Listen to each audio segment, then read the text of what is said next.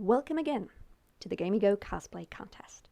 This is my 7th week on this project, and for all those of you who've just come to see how far I've come, look no further.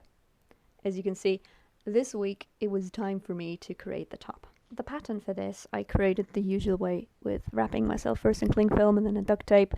But before I could do this, I had to finish the skirt first, simply because the feathers would create such a bulk on my hips that I'd have to take that into consideration.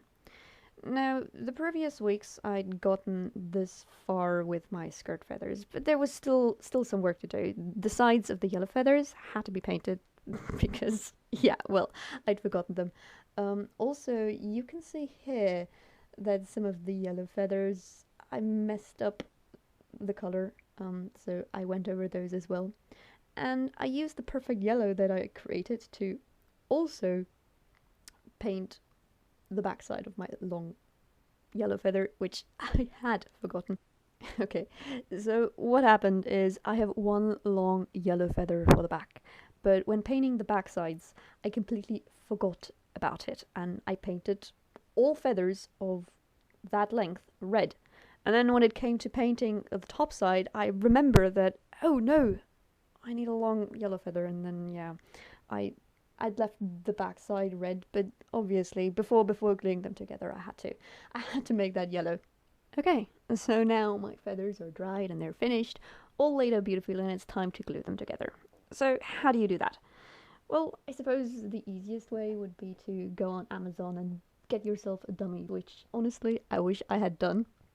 But I'd already reached my budget, so I didn't really want to do that. So instead I laid out a random pattern onto the floor, used a piece of cardboard to flip it around and tape the backside together. Now with this feather fan, I could pick it up and wrap it around my waist and look into the mirror left and right and adjust the feathers.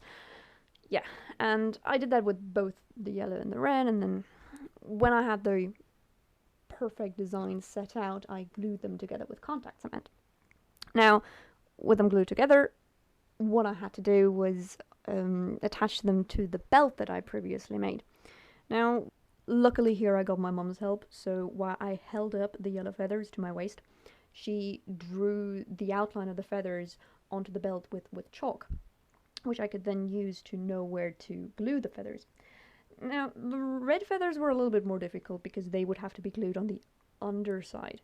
So what I did is I glued a strip of cloth to the top and then applied copious amounts of glue onto that strip of cloth, and then used a belt to hold the feathers in place on my hips, so that I could then carefully put the yellow feathers on top, and then press them down onto the red feathers. Yeah, and so far this holds. I'll see. I'll hope it holds. Now, making the pattern was incredibly easy, and then with a little bit of magic and 5 days of work, just 5 days of work, this is what I got. Okay, so what's the hassle? Honestly, I didn't really think there would be any when I picked out this cosplay. It's a nice and simple top, but turns out there's a reason you don't usually see these type of cleavages in real life. And the problem is obviously safety. When you do see these types of deep cleavages, it usually is because there's some kind of stretch, but the design of a body, or because there's some kind of lacing, or there's a ring in the design that keeps the cleavage together.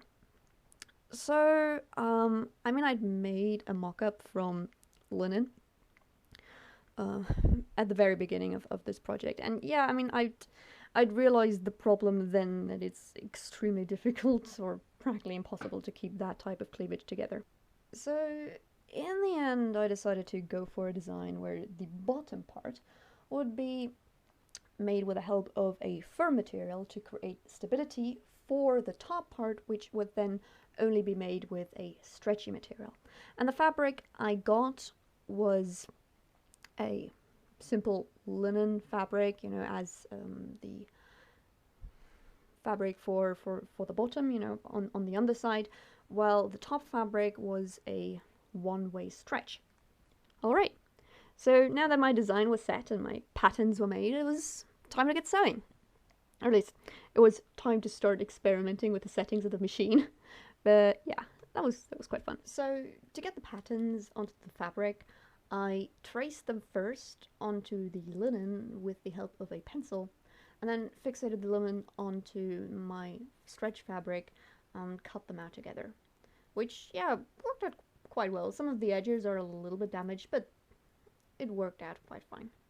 So I sewed the front and the back together, did a fitting test, you know, because I didn't really trust the pattern, but honestly, the pattern was perfect, you know, I didn't have to do any adjustments there.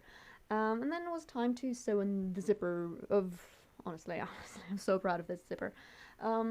It's a hidden zipper, and yeah, it's pretty perfect. Now, usually, there is a kind of foot for the sewing machine that is used to sew in the zipper. I did not have that special foot, but it worked out without it anyway, so no harm done.